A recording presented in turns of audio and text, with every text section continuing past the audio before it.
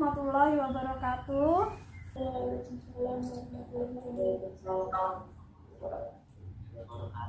Gimana kabarnya hari ini? Alhamdulillah sehat semua. Kita berdoa dulu ya. Farel ya Farel, yuk pimpin doa teman-temannya. Mari berdoa menurut kepercayaan masing-masing. Berdoa mulai. Selesai. Terima kasih Farel. Siapa yang nggak masuk hari ini? Ada yang tahu kabar dia? Nivia ini terkendala jaringan. Kita akan belajar tentang zat aditif dan zat adiktif. Kemarin kalian sudah belajar tentang macam-macam zat aditif, dampaknya zat aditif terhadap kesehatan kita, menemukan solusi bagaimana supaya zat aditif buatan ini tidak dikonsumsi oleh tubuh kita. Penggantinya apa? Nah, sekarang kita akan belajar tentang zat adiktif ya. Kompetensi dasar yang dicapai di sini adalah menjelaskan berbagai zat aditif dalam makanan dan minuman, zat adiktif, serta dampaknya terhadap kesehatan. Tujuan yang ingin kita capai adalah satu, nanti ada video, dari situ kalian dapat mengidentifikasi jenis-jenis zat adiktif dengan tepat. Ini loh cara kerjanya zat adiktif di dalam tubuh kita. Dampak penggunaan zat adiktif ini bagi kesehatan itu apa? Kita akan mengamati simulasi tentang bahaya rokok. Itu diharapkan kalian bisa menganalisis apa itu sih bahaya rokok bagi kesehatan. Ini gambar apa? Rokok. Orang sedang merokok. Orang sedang merokok. Kok kenapa sih di asapnya kok ada gambar tengkorak? Maksudnya apa ya? Rokok bisa membunuhmu. Yang ayahnya merokok siapa? Galak, Bu. Galak. Kira-kira kalau yang perokok aktif ini kalau dalam sehari saja dia tidak merokok, akan seperti apa anak-anak? Mengeluh. Mengeluhnya seperti apa? Pusing kepalanya gitu? Iya. Iya. Nah, artinya di situ mereka sudah apa itu? Kalau kecanduan. Oke, kedua ini gambar apa? Ngelem. Kenapa anak ini melakukan seperti ini? Karena mereka ingin merasakan efek halusinasi. Mereka ini akan lebih tenang, kan serasa terbang, fly. Berpotensi nggak melakukannya lagi? Berpotensi. Kenapa? Karena bersifat candu. Karena bersifat candu. Artinya bahwa lem itu sudah membuat ketagihan mereka. Seperti itu ya? Ini adalah hanya mengarah ke narkoba ya. Jangan dilakukan yang seperti ini. Kita cari kegiatan yang positif saja. Zat aditif kemarin apa? Awet makanan. Zat aditif itu tujuannya untuk membuat tampilan makanan ini menarik sehingga orang akan tertarik dan membelinya. Sedangkan zat adiktif tadi apa? Zat yang membuat membuat kecanduan dan ketergantungan. Sekarang Ibu punya video zat adiktif dan macam-macam zat adiktif itu. Tolong dicatat ya yang penting-penting. Kali ini kita akan belajar mengenai zat adiktif. Zat adiktif adalah zat-zat yang apabila dikonsumsi dapat menyebabkan ketergantungan atau adiksi. Zat adiktif alami yang biasa dikonsumsi adalah kafein yang ada di dalam kopi dan tein yang ada di dalam teh. Zat adiktif dapat dikelompokkan menjadi 3, yaitu 1. Narkotika, 2. Psikotropika, dan 3. Zat psikoaktif lainnya. Narkotika adalah zat atau obat yang berasal dari tanaman yang dapat menyebabkan penurunan atau perubahan kesadaran, menghilangkan atau mengurangi rasa nyeri, dan menyebabkan ketergantungan bagi penggunanya. Narkotika dapat dikelompokkan menjadi 3 golongan berdasarkan potensi dalam menyebabkan ketergantungan. Narkotika golongan 1 sangat berbahaya karena berpotensi sangat tinggi menyebabkan ketergantungan, putau, kokain, dan ganja. Narkotika golongan 2 berpotensi tinggi dalam menyebabkan ketergantungan dan dapat digunakan sebagai pilihan terakhir dalam pengobatan. Morfin, Petidin. Psikotropika adalah zat atau obat, baik alamiah maupun sintetis, yang bukan narkotika. Zat ini kemudian memberikan pengaruh selektif pada susunan saraf pusat, sehingga menyebabkan perubahan khas pada aktivitas mental dan perilaku. Psikotropika dapat dikelompokkan menjadi 4 golongan berdasarkan potensi dalam menyebabkan ketergantungan. Psikotropika golongan 1 berpotensi sangat kuat menyebabkan ketergantungan dan tidak digunakan sebagai obat. Misalnya ekstasi atau MDMA. Psikotropika golongan 2 berpotensi kuat menyebabkan ketergantungan dan sangat terbatas digunakan sebagai obat. Misalnya amfetamin. Psikotropika golongan 3 berpotensi sedang menyebabkan ketergantungan dan banyak digunakan sebagai obat.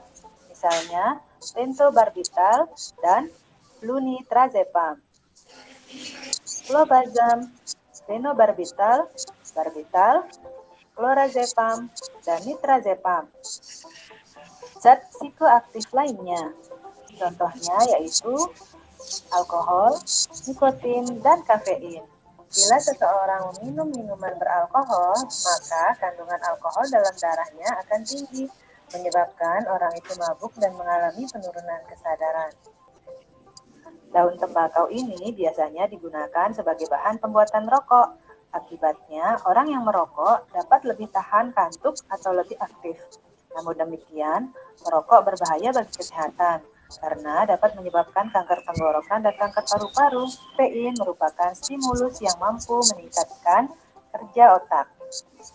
Mengonsumsi kopi tidak dilarang, tetapi tidak dianjurkan untuk dikonsumsi secara berlebihan. Pendapat Amel nih tentang video itu. Dapat mengetahui cara kerja zat adiktif. Cara kerjanya ialah zat ini memberikan pengaruh selektif pada susunan saraf pusat, yaitu otak.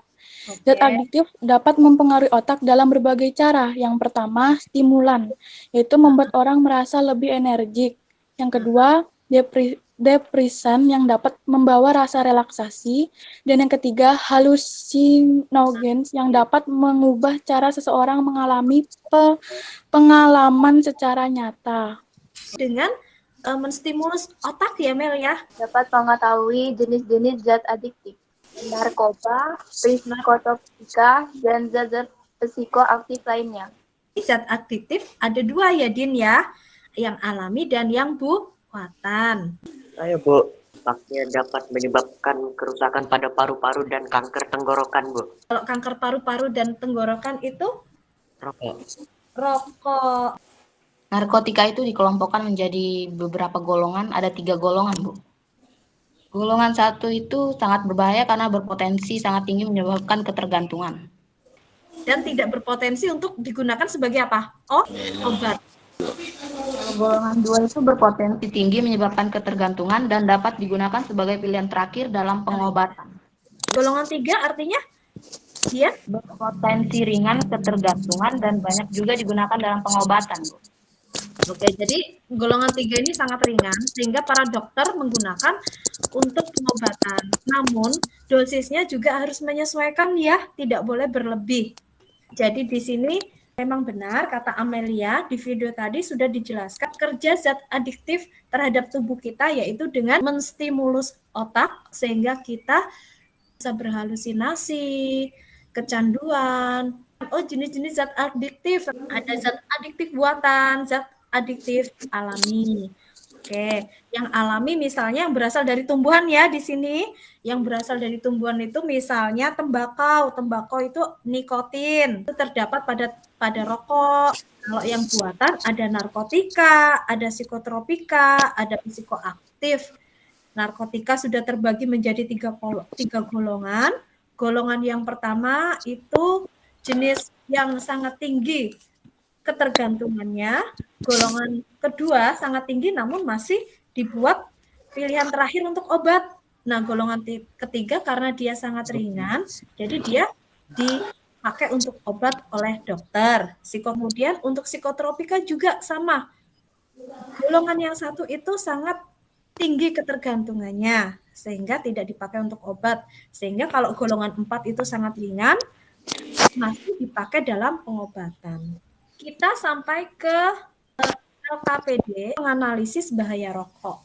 Nah, video di sini adalah video percobaan rokok.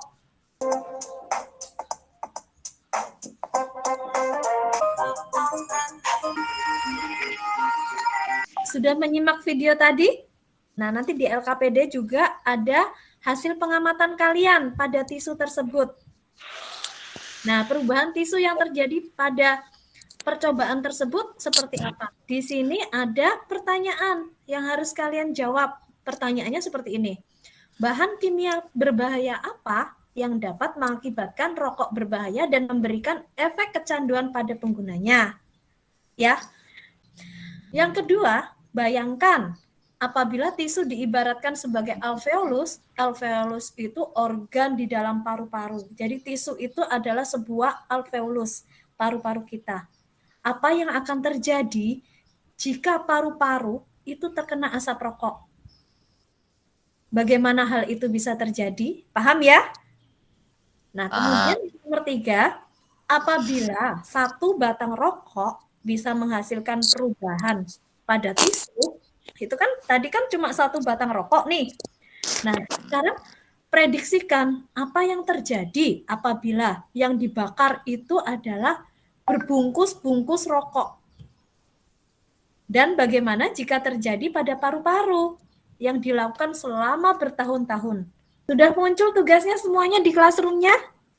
Wah, ternyata ada yang sudah menyerahkan nih. Ini ada LKPD IPA semester ganjil. Di sini tentang zat adiktif. Ya, kemudian kalian tuliskan nama kalian. Misalnya di sini Arya. Nah, terus kelas berapa? Misalnya kelas 8B.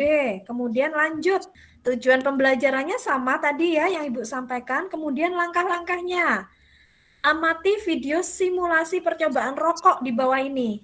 Nah, tadi sudah Ibu putarkan. Jawab data pengamatan di bawahnya. Nah, bagaimana perubahan warna awal dan akhir kertas tisu pada percobaan tersebut? Tuliskan ya. Apa alasannya? Kemudian ada pertanyaan yang seperti Ibu jelaskan tadi di PowerPoint. Nanti kita presentasikan bersama di akhir pembelajaran. Silahkan dikerjakan sekarang. Bu, Ya. Yang mana? Ya. Kalau misalnya nikotin di bahan rokok itu bahaya, terus kalau nikotin di tumbuhan sifatnya bahaya atau apa, Bu? Terdapat pada tembakau. Nah, apabila dicampur pada rokok, dia akan dibakar. Tar. Ya. Yang tidak mengerti silakan bertanya. Terima kasih Arya atas pertanyaannya. Ya, kalau ada kesulitan setelah mengamati percobaan simulasi rokok tadi, data pengamatan yang diambil Nabila apa? Warna pada tisu berubah menjadi coklat kehitaman. Punya saya, warna awal tisu berwarna putih bersih dan warna akhir tisu berubah warna menjadi coklat tua karena asap rokok menyebabkan warna berubah. Karena kandungan dalam rokok yang menyebabkan warna berubah. Iya, karena kandungan di dalam rokok. Kandungannya apa ya? Ada yang tahu nggak? Bu, saya mau nambahin tadi. Ini disebabkan karena tingginya nikotin pada rokok. Kandungan tar dan nikotin. Siapa yang menjawab nih? Nama. Arya.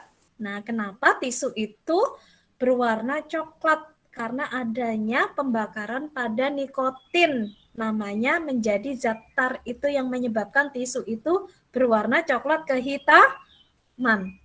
Bahan berbahaya apa yang dapat mengakibatkan rokok berbahaya dan memberikan efek kecanduan pada penggunanya.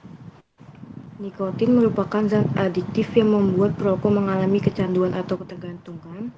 Nikotin sangat cepat untuk mencapai otak. Oke, terima kasih Cerin. Nikotin merupakan zat adiktif yang membuat perokok mengalami kecanduan.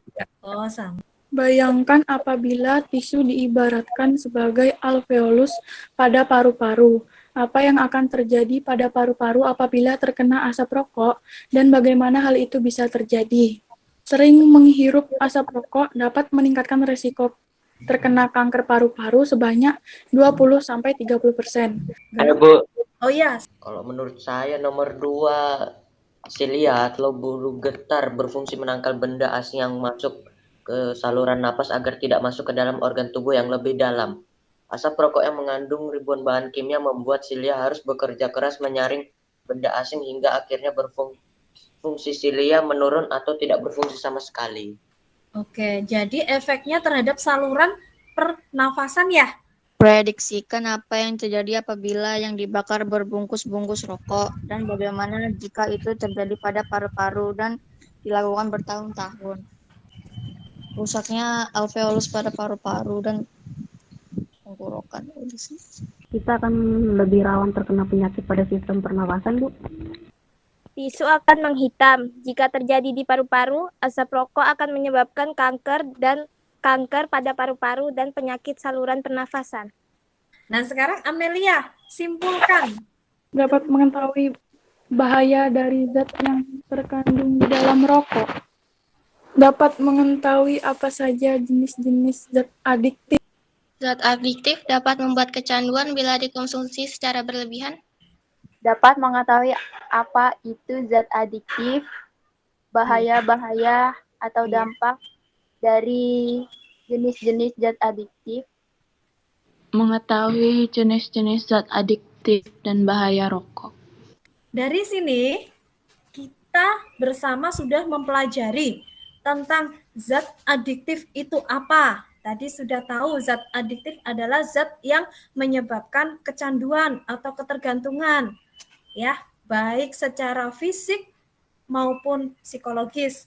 Nah, kemudian zat adiktif ini jenisnya ada 2 macam. Nah, ada alami dan buatan. Kalau yang alami ini contohnya pada tumbuhan ya, itu kafein, tehin, terus nikotin tadi. Kemudian zat adiktif buatan itu terbagi menjadi 3. Ada narkotika, psikotropika, dan psikoaktif. Narkotika sendiri itu dibagi menjadi 3 golongan. Jenis 1 itu yang ketergantungannya sangat tinggi dan tidak dipakai untuk obat. Misalnya ganja, heroin, kokain. Nah, sampai pada jenis 3.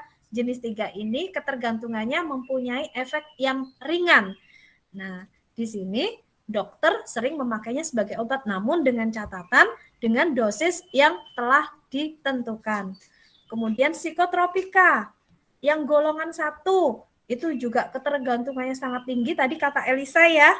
Nah, di sini tidak dipakai obat, karena contohnya di sini ekstasi, LSD, dia kafein ini menstimulus otaknya, sehingga dia merasa kecanduan. Seperti itu ya. Ini juga menstimulus otaknya, sehingga menyebabkan ketergantungan yang sangat tinggi, dan efeknya bagi jangka lama menyebabkan kematian, kerusakan wajah.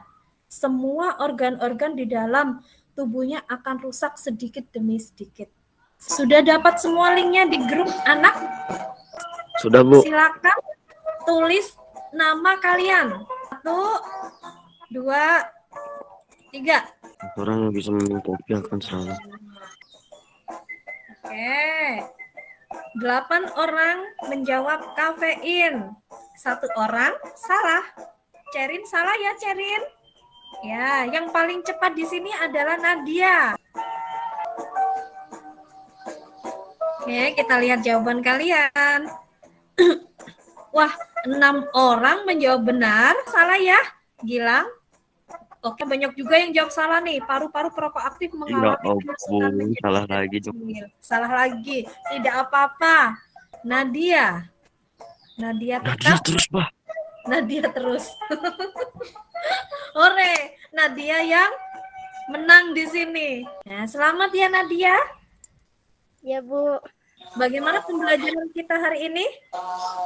Seru. Bagaimana dengan materinya? Paham nggak? Paham, Bu. Paham, Bu. Bab zat aditif dan zat adiktif selesai ya. Untuk minggu depan kita masuk pada bab baru. Semoga pembelajaran hari ini bermanfaat dan ingat pesan Ibu, merokok dapat membunuh Kamu. Membunuhmu. Terima kasih. Ibu akhiri. Wassalamualaikum warahmatullahi wabarakatuh.